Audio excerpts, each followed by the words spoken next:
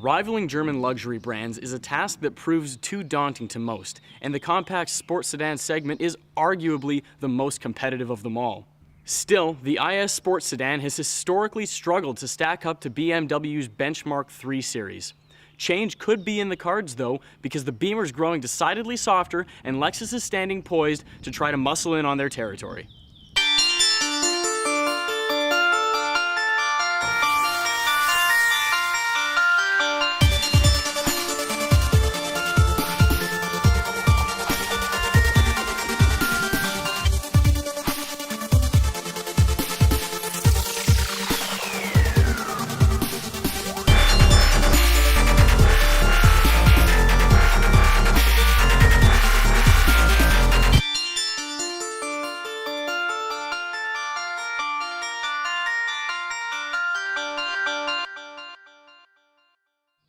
It might come as a disappointment, but you'll end up choosing between the same two powertrains as you had in the second generation.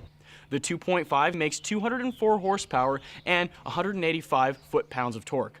The 3.5-liter version makes 306 horsepower and 277 foot-pounds. Both the 250 and 350 models are available in all-wheel drive and can come with the F-Sport package. Expect a 6-speed automatic on all of those cars except the rear-wheel drive 350 F-Sport, which gets the same 8-speed automatic as the ISF. The rear-wheel drive 250 will get an average 24 miles per gallon or 23 with the all-wheel drive. Of course, the sportier 350 is less efficient, although not by much, with an average 22 for the rear-wheel drive or 21 for the all-wheel drive models.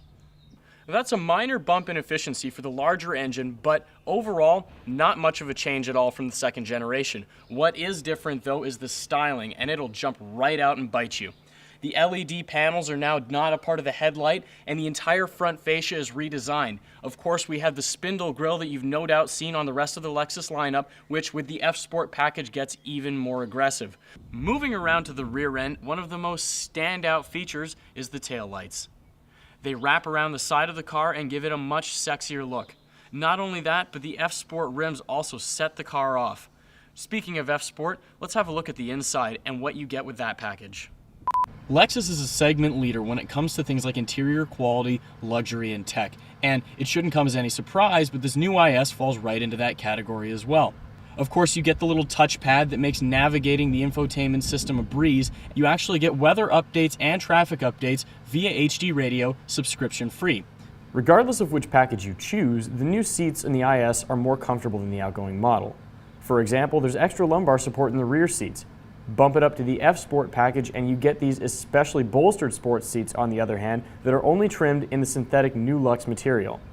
But the coolest standout feature with the F-Sport package is undoubtedly the LFA-inspired gauge cluster that slides to the right with just the touch of a button on the steering wheel. No matter what, when it comes to the Lexus IS cars, you're in for a sporting experience. After all, both of them are rear-wheel drive V6 powered sports sedans. But if you're a weekend warrior, somebody who wants to spend some time on the track, the IS 350 F-Sport rear-wheel drive specifically is the car for you. That's true for a couple of reasons. First of all, you get the 8-speed transmission that's actually taken straight out of the ISF.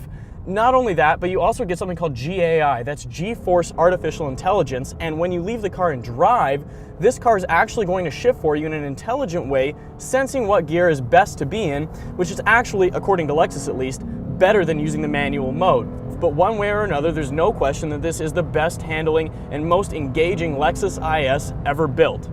Finally, one of the last things you get with the 350 F-Sport is a Sport Plus mode that you won't otherwise have. Now that does a few things for you. First of all, it gives you a tighter steering feel. It also tightens up the suspension, and finally, it actually gives you a different variable gearing ratio so that you get more performance out of the car's 8-speed transmission, which again is exclusive to the rear-wheel drive 350 F-Sport model.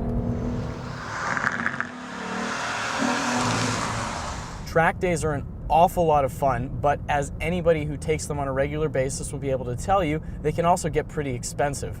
People who are going to go for those track days more than likely are also going to opt for the 350 F-Sport, and that's not what we're taking out here on the road test. Lexus says it expects to sell quite a few more of the 250 model, and that makes sense for a few different reasons. One, it's going to be better on gas. Two, it's going to be less expensive. And three, You miss out on some things, but for everyday driving, it's fine. You get a sport mode, normal mode, and eco mode, which gives you the option to have more spirited acceleration or to save gas at the same time.